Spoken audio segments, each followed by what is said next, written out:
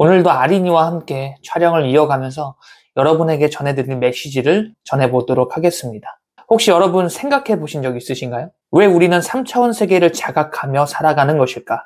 각 차원이 존재한다면 우리가 의식하는 범위 역시 0차원부터 5차원까지 이렇게 다양해야 되는 거 아닌가? 그런데 우리는 3차원 세계만을 의식적으로 자각하며 그렇게 삶을 살아가게 되죠. 우리 의식이 3차원 세계에 존재하는 이유는 무엇일까?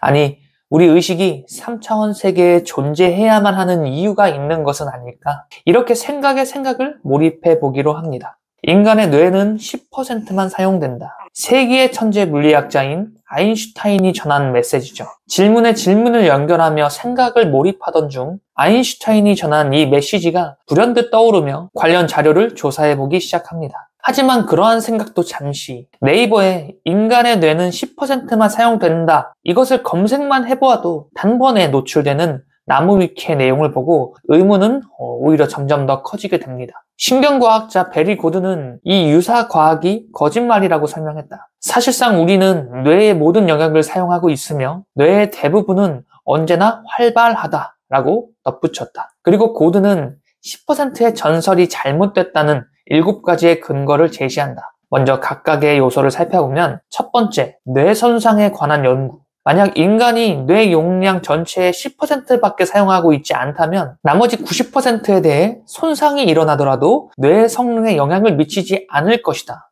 그러나 뇌에 손상을 입었을 때 능력 상실을 부르지 않은 뇌의 영역은 없다. 두 번째, 뇌 스캔 이미지가 나타내는 바에 의하면 인간의 뇌는 모든 상황에서 모든 영역이 활발하게 작동한다. 세 번째, 뇌는 인체의 부위 중 가장 변두리에 있으면서 산소와 영양분의 소비가 많다. 뇌는 인체에서 소비되는 에너지 20%를 필요로 하는 기관인데 만약 90%가 일반 생존에서 불필요하다면 작고 효율적인 뇌를 가진 인류가 생존 경쟁에서 크게 우위를 서게 될 것이다. 여기서 잠시 저의 생각을 또 덧붙여보자면 인간은 수천 년에 걸쳐서 생존에 최적화된 상태로 진화해 왔는데 만약 뇌 전체 용량의 10%밖에 사용되지 않는 아주 비효율적인 기관이 분명했다면 뇌는 진화가 거듭되면서 점점 효율의 최적화를 이루어냈어야 한다라고 생각했어요. 하물며 우리의 호흡도 생존에 최적화된 상태를 이어가기 위해 최초 엄마 뱃속에서 태어날 땐 복식호흡이라는 깊은 호흡으로 숨을 쉬게 되지만 점점 시간이 흐를수록 에너지 소모량이 더 적은 흉식호흡인 얕은 호흡으로 숨이 전환되게 되죠. 이처럼 우리 뇌는 최소한의 에너지로 최대의 효율을 내야 하는 방향으로 작동 중인데 만약 뇌의 90%를 사용하고 있지 않다면 우리 인간의 뇌는 지금보다도 더 간소화되고 최적화된 상태로 진화를 마쳤어야 했습니다. 이는 전적으로 베리 고든의 주장에 깊이 동의하는 것이죠. 그리고 이후 4번째부터 7번째까지의 주장을 살펴보더라도 우리의 뇌가 전체 용량의 10%만 사용된다는 이 사실이 거짓이라고 주장하고 있으며 심지어 단일 단위 기록 기술을 통해 살펴본 뇌의 활동에서도 우리 뇌의 90%가 사용되지 않고 있다는 것을 기술적으로도 발견해내지 못했다라고 합니다. 결론적으로 보자면 우리 뇌는 100% 전부 활성화되는 상태로 삶을 살아가게 된다는 거죠. 자, 그렇다면 여기서 의문이 생기죠.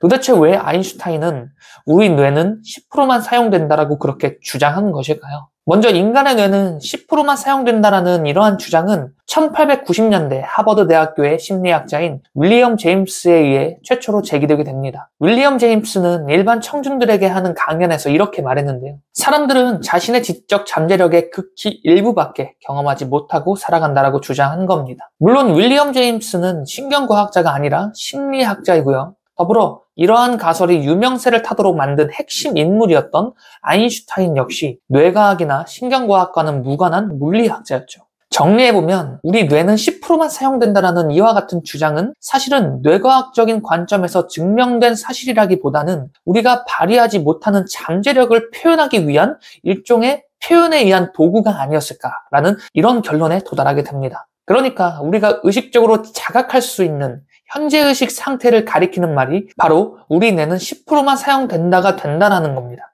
아마도 윌리엄 제임스와 아인슈타인의 이와 같은 주장이 가리키는 것은 표면적으로 보이는 10%의 현재의식이 아닌 그 뒤에 잠재되어 있는 무의식의 영역, 우리가 의식적으로 자각하지 못하는 잠재의식의 힘을 가리키는 표현이었을 거예요. 생각이 여기까지 도달하게 되면서 저는 한 차례 크게 전율하게 됩니다. 아마도 지금까지 영상을 모두 본 여러분이라면 아마 눈치채셨을 수도 있겠는데요. 우리는 감정이라는 매개체를 통해 각 차원과 소통하게 된다고 했죠. 공간의 차원이 시간의 흐름으로 전개될 때 그것을 가리켜 4차원이라 표현하고, 거기에 가능성으로 존재하는 무한한 기회까지 포함하게 된다면 그것을 가리켜 5차원이라 표현하였죠. 그리고 공간, 이미지, 선 등 3차원, 2차원, 1차원으로 내려가다가 마지막 0차원, 점으로 모이는 세계, 하나는 전체, 전체는 하나라는 이 문장을 완성시키는 차원이 바로 0차원이었습니다. 그리고 각 차원은 우리의 영혼을 매개체로 하여 서로 평등하게 소통하게 되며, 소통의 도구는 다름 아닌 우리의 감정이라고 전했어요. 여기서 조금만 더 생각을 이어가 본다면, 우리가 감정을 느끼는 가장 큰 이유는 생각의 주파수에 따라 우리의 뇌가 그에 따른 호르몬을 분비하면서 그와 같은 감정을 느끼게 됩니다. 즉, 감정의 뿌리를 생각해보면 뇌의 작용이 그 시초라는 것이죠.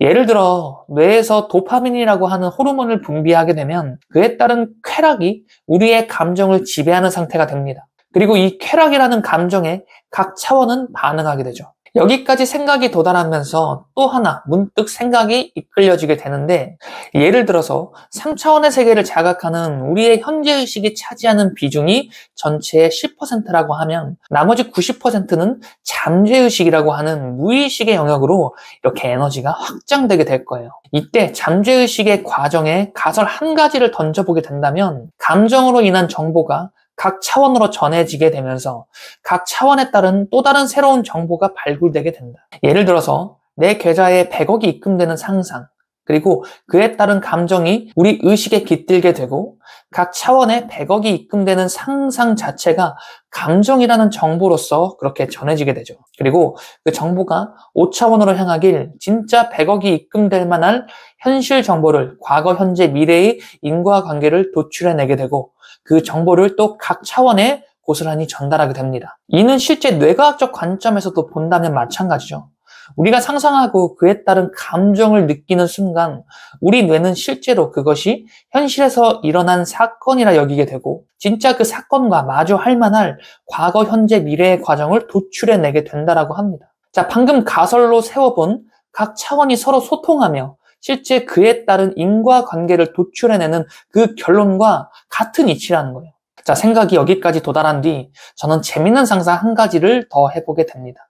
어쩌면 비약이 될 수도 있겠지만, 만약 이것이 사실이라면 앞으로 내가 이룰 성공의 여정에서 든든한 지원군을 얻을 수 있으리라 확신했고, 그것을 이 채널과 함께 하시며 앞으로 함께 성공을 공유할 여러분에게 마지막으로 또 공유해드리고자 하는 것인데, 우리 의식이 5차원 세계에 존재할 수는 없는 것일까? 그리고 이 생각을 시작으로 조 디스펜자의 당신도 초자연적이 될 수 있다를 만나게 됩니다. 다음 순간 정면에 거대한 시계 하나가 생겨났다. 그리고 시계에 주의를 집중하는 순간 나는 아주 분명한 사실 하나를 깨달았다. 진짜 세상은 내가 믿어온 직선적인 시간, 과거와 현재, 미래가 존재하는 이러한 시간의 작용에 따라 작동하지 않았다. 나는 모든 것이 실은 영원한 현재의 순간에 일어나고 있음을 이해했다. 조 디스펜자가 당신도 초자연적이 될 수 있다 해서 간증한 내용이에요. 과거, 현재, 미래의 사건이 아닌 모든 것이 영원한 현재에 존재하고 있는 세상과 마주한 순간. 조 디스펜자는 이 명상이라는 매개체를 통해 더 고차원 세계에 접근하게 된 이 실제 경험담을 이 책에서 공유해 준 거죠.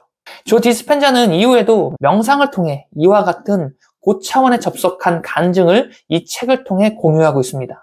게다가 실제 조 디스펜자 역시 사고로 인한 척추 손상으로 전신 마비 진단을 받았지만 수술받길 권유했던 주치의의 제안을 거절하고 그대로 명상을 통해 다시 척추가 모두 회복되어 다시 일어나 걷는 모습을 상상해내게 되죠. 그렇게 수술 없이 단 12주 만에 손상된 척추 모든 게 치유되었고, 지금까지도 조 디스펜자는 허리에 어떠한 문제도 없이 자유자재로 걸으며 전 세계에 메시지를 전하고 있습니다. 실제 기적의 주인공이 바로 조 디스펜자인 거죠. 자, 앞으로의 영상에선 조 디스펜자의 당신도 초자연적이 될 수 있다의 메시지를 더 적극 풀이해내는 영상을 이어가 볼 예정입니다. 누군가에게 가능했던 기적이라면 그 기적이 분명 여러분에게도 가능한 현실일 거예요. 앞으로의 영상에서 제시될 메시지를 통해 여러분도 꼭 여러분의 삶에서 기적을 체험해 보시길 바라겠습니다. 여러분은 반드시 성공합니다. 지금까지 드리밍 레오니즘이었습니다. 영상 시청해주셔서 감사합니다.